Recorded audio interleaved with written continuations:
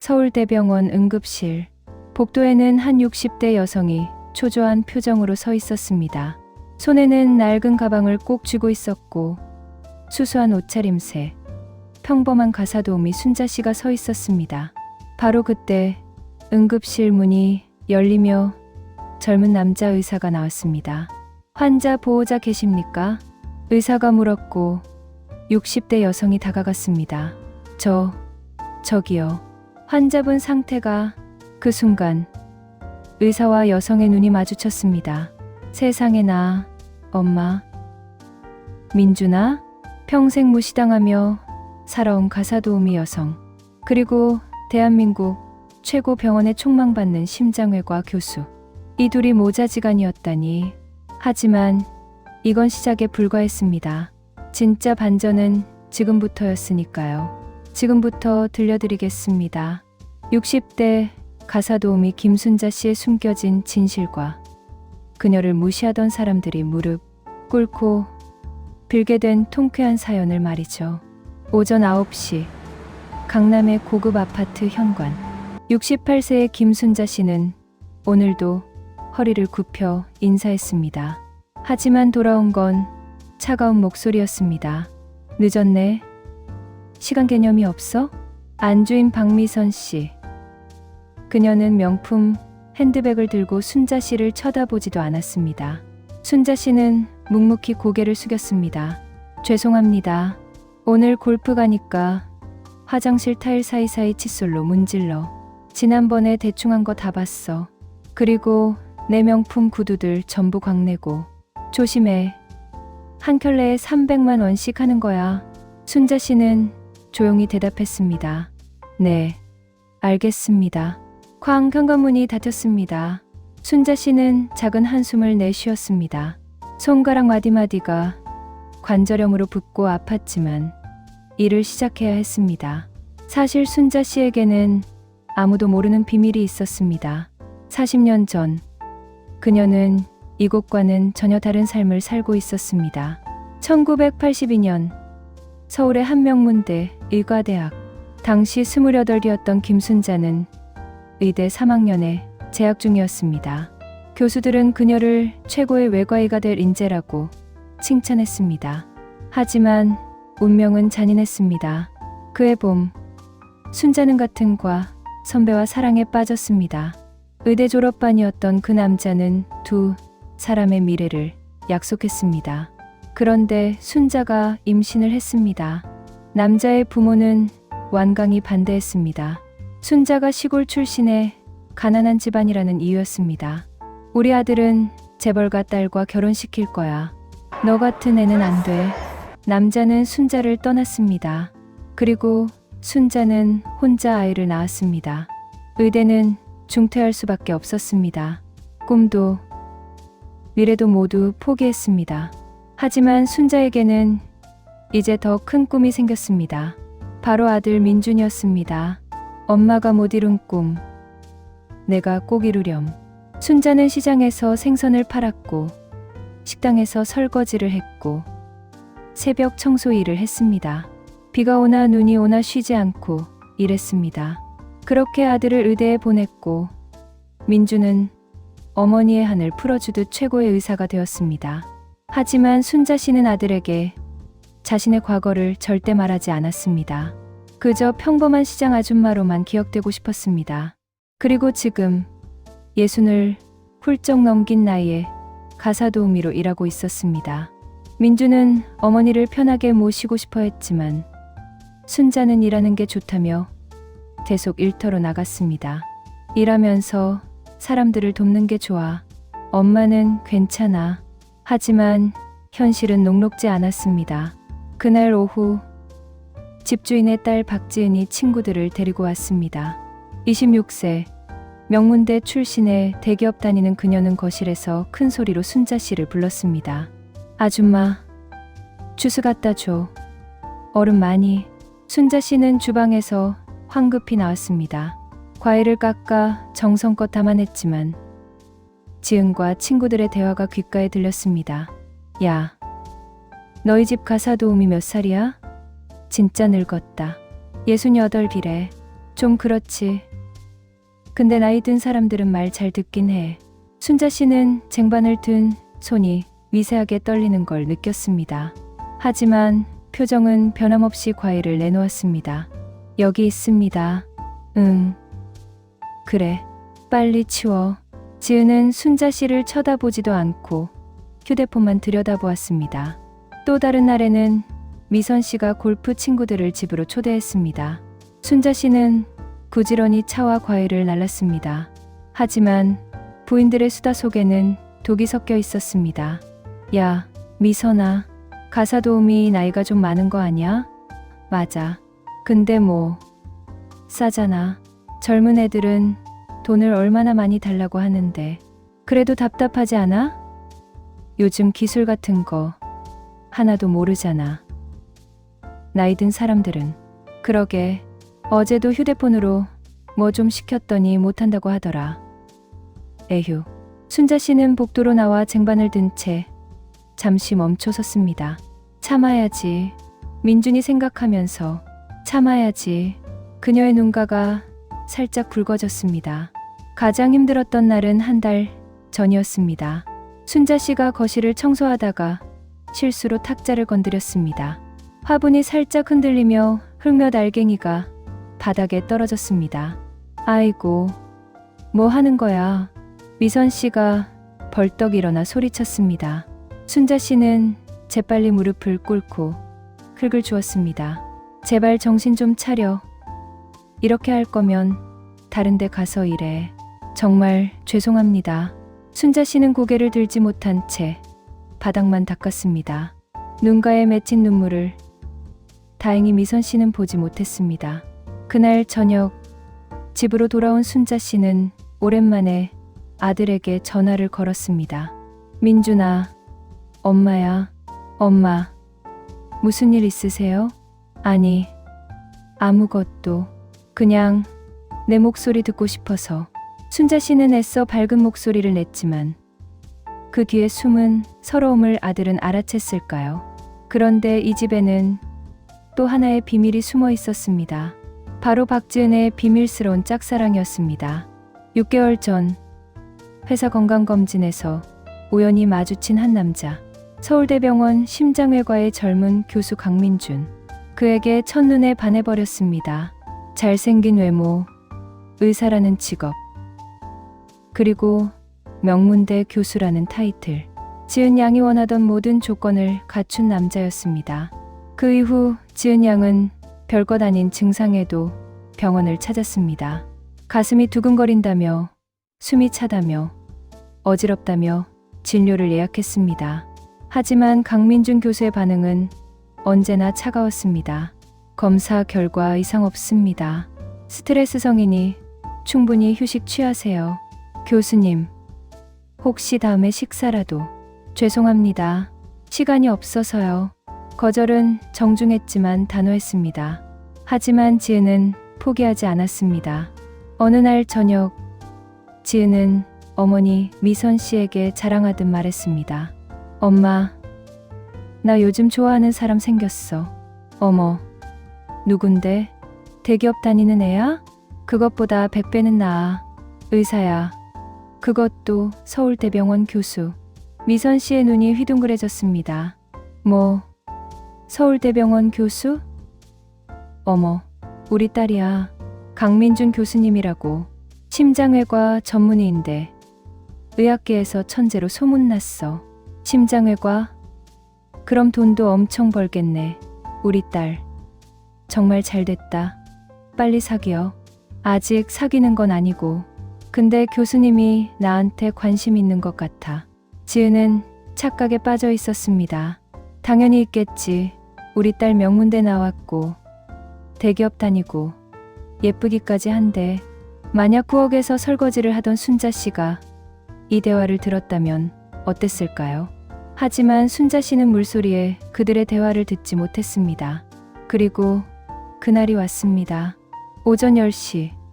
순자 씨는 평소처럼 미선 씨에게 현관문을 열었습니다. 그런데 이상했습니다. 평소 같으면 벌써 뭔가를 지적했을 텐데 오늘은 너무 조용했습니다. 거실로 들어선 순자 씨는 소파에 비스듬히 기댄 미선 씨를 발견했습니다. 얼굴이 창백했고 이마에 식은땀이 송골송골 맺혀 있었습니다. 사모님, 괜찮으세요?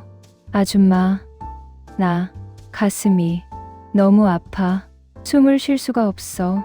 미선 씨는 힘겹게 말하며 왼쪽 가슴을 부여잡았습니다. 순자 씨는 즉각 상황을 파악했습니다. 40년 전 의대에서 배운 지식이 떠올랐습니다. 심근경색 증상이다. 순자 씨는 침착하게 움직였습니다. 먼저 미선 씨를 소파에 눕히고 다리를 심장보다 높게 올렸습니다. 쿠션을 가져와 다리 밑에 받쳤습니다. 사모님, 천천히 숨 쉬세요. 깊게 들이마시고 천천히 내쉬고 재킷 단추를 풀고 목에 조이는 스카프를 느슨하게 했습니다. 그리고는 재빨리 119에 전화를 걸었습니다. 여보세요. 50대 여성. 급성 심근경색 의심. 가슴 중앙 통증. 호흡곤란. 식은땀 증상. 빨리 와주세요. 순자 씨의 정확한 설명에 119 상황실 직원도 놀랐습니다. 전화를 끄는 순자 씨는 미선 씨의 손을 잡고 맥박을 체크했습니다. 맥박이 불규칙하네요. 괜찮습니다. 사모님, 제가 여기 있으니까 걱정하지 마세요. 미선 씨의 눈에서 눈물이 흘렀습니다. 평소 그렇게 무시하고 함부로 대했던 사람이 지금 자신의 생명을 구하고 있었습니다. 5분 후 구급대원들이 도착했습니다. 순자 씨는 정확하게 상황을 설명했습니다. 50대 여성, 좌흉부 통증 호소, 호흡곤란, 식은땀, 발견한 지 약 10분 경과, 맥박, 불규칙하고 약합니다. 구급대원이 놀란 표정으로 순자 씨를 바라봤습니다. 의료 관계자이세요? 아니요. 가사도우미입니다. 응급처치 정말 잘하셨어요. 덕분에 골든타임 놓치지 않았습니다. 미선 씨는 들것에 실려 구급차로 옮겨졌고 순자 씨도 함께 탔습니다. 보호자인 지은에게는 문자를 보냈지만 회의 중인지 연락이 닿지 않았습니다. 서울대병원 응급실. 순자 씨는 초조하게 복도를 서성였습니다. 지은은 아직 도착하지 않았습니다. 환자 보호자 계십니까? 응급실 문이 열리며 젊은 남자 의사가 나왔습니다. 의사 가운을 입고 차트를 든 그의 모습은 전문적이고 카리스마 넘쳤습니다. 저기요, 환자분 상태가 어떻습니까? 순자 씨가 다가가자 의사는 차트를 보며 설명하기 시작했습니다. 급성 심근경색입니다. 다행히 빨리 와서 응급 스텐트 시술 진행했고 그가 고개를 들어 순자 씨를 봤을 때 그의 말이 멈췄습니다. 엄마.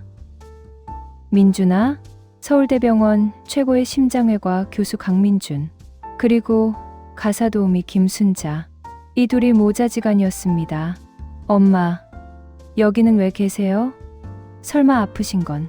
민준이 급히 어머니의 팔을 잡았습니다. 아니야. 엄마는 괜찮아. 저기 환자분이 엄마가 일하는 집 사모님이셔서. 아, 그러시구나. 엄마가 응급처치를 하셨다고요? 뭐 예전에 내가 알려준 대로 했지. 순자 씨는 쑥스럽게 웃었습니다. 하지만 사실 순자 씨는 아들에게도 말하지 않은 비밀이 있었습니다. 자신이 의대생이었다는 것을, 40년 전 아들 때문에 모든 꿈을 포기했다는 것을. 엄마, 덕분에 환자분 살았어요. 초기 대응이 정말 중요한데 완벽하게 하셨어요. 민준의 말에 순자 씨의 눈가가 촉촉해졌습니다. 바로 그때 응급실 문이 벌컥 열리며 지은이 뛰어들어왔습니다. 엄마 어디 계세요? 지은이 헐레벌떡 뛰어오다가 얼어붙었습니다. 강민준 교수. 자신이 그렇게 짝사랑하던 바로 그 남자가 여기 서 있었습니다. 그런데 옆에 있는 사람은 아줌마 순자 씨였습니다. 평소 무시하고 함부로 대했던 그 가사도우미 아줌마가 강민준 교수 옆에 서 있었습니다. 환자 보호자이십니까? 민준이 전문적인 어조로 물었습니다. 네, 저 딸이에요. 지은은 당황한 채로 대답했습니다. 민준은 차분하게 설명했습니다. 어머님은 급성 심근경색이셨습니다. 응급시술로 안정시켰고 지금은 중환자실에 계십니다. 지은은 멍한 표정으로 고개를 끄덕였습니다. 참, 환자분 생명을 구하신 분이 이분이십니다. 민준이 순자 씨를 가리켰습니다. 네? 이 아줌마가? 네, 완벽한 응급처치로 골든타임을 지켜주셨어요. 민준의 말에 지은은 순자 씨를 다시 봤습니다. 평소 그저 집안일 하는 늙은 아줌마로만 여겼던 사람이 어머니의 생명을 구했다니. 순자 씨는 아들의 손을 꼭 잡았습니다. 민준은 알고 있었습니다. 어머니가 얼마나 힘들게 자신을 키웠는지, 그리고 지금도 얼마나 힘든 일을 하고 계신지. 다음 날 중환자실에서 일반 병동으로 옮겨진 미선 씨는 침대에 누워 많은 생각을 했습니다. 그 아줌마가 아니었다면 나는 지금 죽었을 거야. 미선 씨는 자신이 순자 씨를 무시하고 함부로 대하고 인격적으로 대우하지 않았던 순간들이 파노라마처럼 스쳐 지나갔습니다. 가슴이 아팠습니다. 물론 이번엔 심장 때문이 아니라 양심 때문이었습니다. 그날 오후 민준이 회진을 왔습니다. 환자분 상태는 많이 호전되셨습니다. 일주일 정도 입원 후 퇴원 가능할 것 같습니다. 감사합니다, 선생님. 미선 씨가 힘없는 목소리로 말했습니다. 선생님, 한 가지만 여쭤봐도 될까요? 저희 집 가사도우미분, 순자 씨요. 혹시 의료 쪽 경험이 있으신가요? 응급처치를 정말 잘하셨다고 들어서. 민준은 잠시 망설였습니다. 제가 알기론 특별한 경험은 없으십니다. 저희 어머니는 좋은 분이시죠. 평소 다른 사람을 돕는 일에 관심이 많으셨던 것 같습니다. 미선 씨와 지은이 깜짝 놀랐습니다. 네, 가사도우미 아줌마가 교수님 어머니시라고요? 네, 그렇습니다. 방 안에 무거운 침묵이 흘렀습니다. 지은의 얼굴이 창백해졌습니다. 자신이 그토록 좋아했던 남자, 그 남자의 어머니를 자신이 어떻게 대했는지 기억이 났습니다. 미선 씨도 마찬가지였습니다. 손이 부들부들 떨렸습니다. 민준은 차분하게 말을 이었습니다. 어머니는 일하는 걸 좋아하십니다. 그래서 제 반대에도 불구하고 가사도우미 일을 계속하고 계시죠. 민준의 말에 미선 씨는 눈물을 흘렸습니다. 자신이 얼마나 큰 잘못을 저질렀는지 깨달았습니다. 퇴원 당일 미선 씨는 집으로 돌아왔습니다. 현관문을 열자 집안이 깨끗하게 정돈되어 있었고 냉장고에는 쪽지가 붙어 있었습니다. 사모님, 쾌차하셨다니 다행입니다. 몸조리 잘하세요. 김순자.